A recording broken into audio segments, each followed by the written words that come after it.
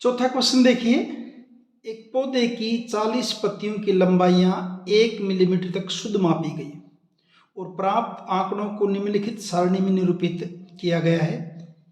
इधर है लंबाई मिलीमीटर में और यहाँ है पत्तियों की संख्या। 118 से 126 मिलीमीटर की पत्तियों की संख्या 3 है, 127 से 135 5 है, 136 से 144 9 है। ऐसे दे रखी सारी है। इस टेबल को देख करके आपको क्या क्या करना है, दिए गए आंकड़ों को निरूपित करने वाला आयत चित्र खींचिए। क्या इन्हीं आंकड़ों को निरूपित करने वाला कोई अन्य उपयुक्त आलेख है? क्या यह सही निष्कर्ष है कि 153 मिलीमीटर लंबाई वाली पत्तियों की संख्या सबसे अधिक है और क्यों? तो पहली बात तो ये कि ये जो आंकड़े दे रखे हैं ना, देखिए 118 से 126 और उसके बाद यहाँ क्या आ गया 127 से 135। ये आंकड़े आपके सतत नहीं है, कंटिन्यू नहीं है। यानी कि यहाँ अगर 126 है तो ये आंकड़ा 126 से शुरू होता तो सतत होता। और अगर इस ढंग के आंकड़े अगर दे रखे हैं, अगर वो आंकड़े आपके सतत नहीं है तो पहले तो हम इन आंकड़ों को सतत कंटिन्यू लगातार बनाएंगे, उसके बाद फिर इसको जो है ना सोल्व करेंगे। और इसको बनाने के लिए क्या करना पड़ेगा आपको, हमें करना ये होता है कि जैसे देखिए यहाँ पे क्या है 126, यहाँ है 127। 126 और 127 के बीच अंतर कितने का है? 1 का। जितना भी अंतर हो, 2 का अंतर हो सकता है, 10 का अंतर हो सकता है, जो भी अंतर है उसका आधा कर दीजिए। जैसे यहाँ किया मैंने, ये बनाया मैंने, इनका अंतर कितने का है? 1 का है। तो 1 का जब आधा करोगे, यहाँ कर रहा हूँ जैसे मैं 1 का आधा, यानी 1 को 2 से भाग कीजिए, तो कितना हो जाएगा आपका? 0.5। तो ये जो 0.5 है ना, इसको आपको ऊपरी सीमा और नीचे की सीमा दोनों में चेंज करेंगे। नीचे की सीमा के अंदर तो घटा देंगे और ऊपर वाली में जोड़ देंगे। कैसे? जैसे ये आपका 118 है, 118 में से 0.5 कम कर देंगे, 0.5 कम कर देंगे तो क्या बन जाएगा? 117.5। और 126 में जोड़ देंगे, जोड़ने के बाद ये क्या हो जाएगा आपका? 126.5। जैसे ये कर रखा मैंने यहाँ पे, इसको क्या लिखा? 117.5 और इसको क्या कर दिया? 126.5। अगला 127 था, उसको घटा दिया, घटा के 127 का क्या कर दिया हमने?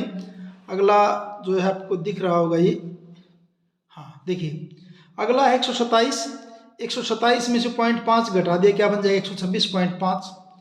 और ये 135 है, इसमें 0.5 जोड़ दिया, 0.5 जोड़ दिया, तो ये हो जाएगा आपका 135.5। ऐसे इन सभी आंकड़ों को हम जो है ना सतत बना लेंगे, कंटिन्यू कर लेंगे, लगातार बना लेंगे, ताकि जो आयत चित्र वगैरह जो हम बनाए उसमें कोई दिक्कत ना आए। तो इस ढंग से मैंने इस टेबल को यहाँ पे चेंज कर दिया है और यहाँ लिखा है मैंने ऊपर, देखिए क्या, यहाँ वर्ग अंतराल सतत नहीं है, अतः ऊपरी सीमा में 0.5 बढ़ाकर, मैंने बताया 0.5 कहाँ से आया है, जितना भी इनका सतत में डिफरेंस है उसको आधा करके ऊपरी सीमा में जोड़ दीजिए, नीचे की सीमा में घटा दीजिए। ऊपरी सीमा में 0.5 बढ़ाकर तथा निम्न सीमा में 0.5 घटाकर इन वर्ग अंतरालों को सतत बनाया। ये बना लिया सतत यहाँ पे, इसलिए वर्ग अंतराल, अब नया वर्ग अंतराल क्या बनेगा? ऐसे बनेगा 117.5 से 126.5, 126.5 से 135.5, 135.5 से 144.5 आदि। और इस ढंग से आपकी टेबल क्या हो जाएगी? बन जाएगी। अब पहला इसका क्वेश्चन क्या था? दिए गए आंकड़ों को निरूपित करने वाला आयत चित्र खींचिए। अब ये जो आंकड़े हमने बनाए हैं, इसका हमने क्या करना है? आयत चित्र खींचना है। ऐसे ये आयत चित्र खींचना हमने इसका। इस आयत चित्र के लिए देखिए मैंने क्या नीचे क्या लिखा? लंबाई मिलीमीटर में, और यहाँ विभंग बना दिया, ये कट लगा दिया ऐसे, क्योंकि आप 0 से नहीं शुरू कर रहे हैं। और सीधा फिर यहाँ पे क्या लिखा? 117.5, 126.5, ये वाला 126.5, ये आपका 135.5 थोड़ा दिख नहीं रहा है, 144.5, फिर 153.5, फिर 162.5, फिर 171.5 और उसके बाद 180.5। ये सारे मैंने नीचे लिख दिए हैं। किसका? लंबाई का। यहाँ पत्तियों की संख्या इधर वाई एक्स के ऊपर दिखा दी है, 1 2 3 4 5 6 12 तक दिखाई मैंने ऊपर तक ही, 12 तक इसको दिखा रखा है। अब इसके ऊपर हम जो है इसके आयत चित्र को बनाएंगे। आयत चित्र में देखिए 117.5 से 126.5 कितना आपका? 3। तो 3 को दिखाएंगे आयत चित्र पे, 117.5 और 126.5 कि 3 दिखा देंगे भी।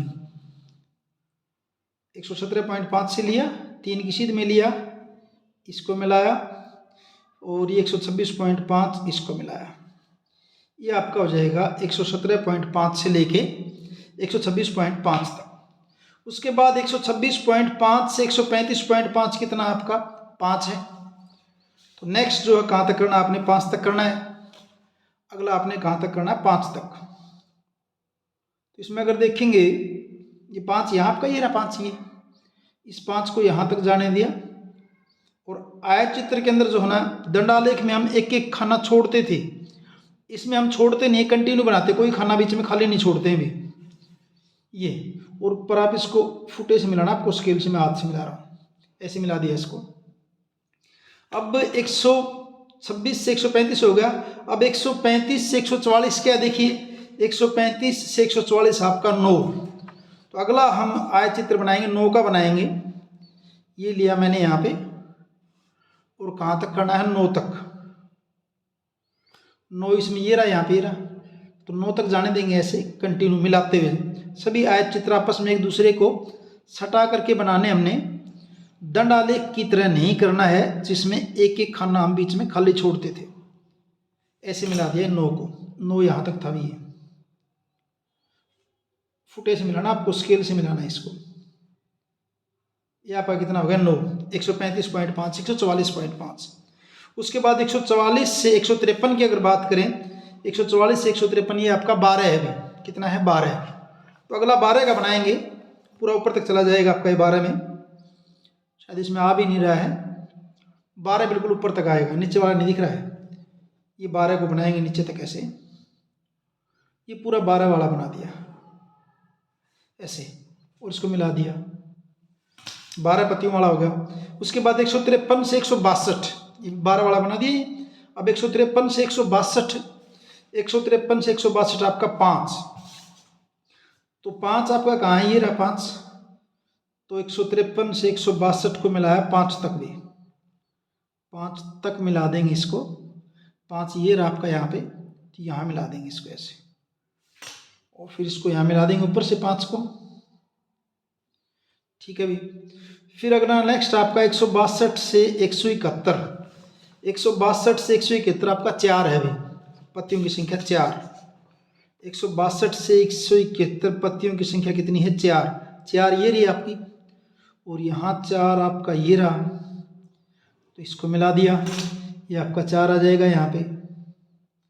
और फिर लास्ट में 171 से 180.5 ये आपका है 2। फिर 2 का बना देंगे आयत चित्र के, 2 का ये बना देंगे, 2 का ये 2 हो गया आपके। तो ये तो बन गया आपका आयत चित्र में। ये थोड़ा दिख नहीं रहा होगा शायद नीचे से, 117.5 से 126 ये एक्चुअल में ये, और 135.5 इस ढंग से आपका आयत चित्र ये रेडी है। अब इसमें कुछ क्वेश्चन पूछे हैं, उनके बारे में देखिए, क्वेश्चंस के बारे में देखिए। दूसरा जो क्वेश्चन क्या पूछा था, पहला तो क्या था, दिए गए आंकड़ों को निरूपित करने वाला आयत चित्र खींचिए। आयत चित्र हमने खींच दिया है। दूसरा, क्या इन्हीं आंकड़ों को निरूपित करने वाला कोई अन्य उपयुक्त आलेख है, यानी कि इन्हीं आंकड़ों को दिखाने के लिए कोई और भी आलेख है क्या। इन्हीं आंकड़ों को निरूपित करने वाला अन्य उपयुक्त आलेख बारंबारता बहुभुज है। इसके अलावा और जो इस तरह का अगर हम आलेख खींचना चाहें तो कौन सा खींच सकते हैं यहाँ पे, बारंबारता बहुभुज। ये बारंबारता बहुभुज क्या है, नेक्स्ट आगे आने वाले क्वेश्चंस में आपको पता चल जाएगा। यानी आयत चित्र के अलावा हम इसको बारंबारता बहुभुज से भी दर्शा सकते हैं। और थर्ड जो क्वेश्चन है क्या है भाई, वो क्या यह निष्कर्ष सही है कि 153 मिलीमीटर लंबाई वाली पत्तियों की संख्या सबसे अधिक है, और क्यों। ऐसा सही नहीं है अभी, क्योंकि अगर हम देखें ना 153 वाले की बात करें, जैसे इसमें देखिए, जब ऐसे आप ग्राफ आयत चित्र से देख सकते हो, 144.5 से 153.12। वैसे इस टेबल को देखें, 3, 5, 9, 12, 5, 4, 2, इनमें सबसे बड़ा आंकड़ा क्या 12 ही है। लेकिन इसका मतलब ये नहीं है कि 12 की 12 पत्तियां 153 मिलीमीटर की हैं। ये कहाँ से लेकर कहाँ तक हैं, 144.5 से 153.5। तो कोई 144 की है, कोई 145 की है, कोई 146 की है, 147 की, 2 भी हो सकती हैं, 3 भी हो सकती हैं। तो ऐसा कहना कि 153 वाली सबसे अधिक है वो गलत होगा। हाँ 144.5 से 153.5 तक की बात करें फिर तो सही है, लेकिन यहाँ तो क्या कह रहा है सही है कि 153 मिलीमीटर लंबाई वाली पत्तियों की संख्या सबसे अधिक है। ऐसा नहीं है अभी, नहीं, क्योंकि 144.5 से 153.5 मिलीमीटर लंबाई की पत्तियों की संख्या सबसे अधिक 12 है, 12 तो है, परंतु इसका यह अर्थ नहीं है कि प्रत्येक पत्ती की लंबाई 153 है। इसका मतलब 12 तो है, लेकिन इसका मतलब ये नहीं है कि 153 हर एक पत्ती की लंबाई है।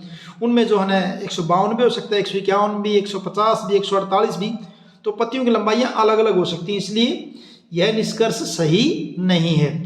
और इस जन से आपका ये चौथा क्वेश्चन कंप्लीट है।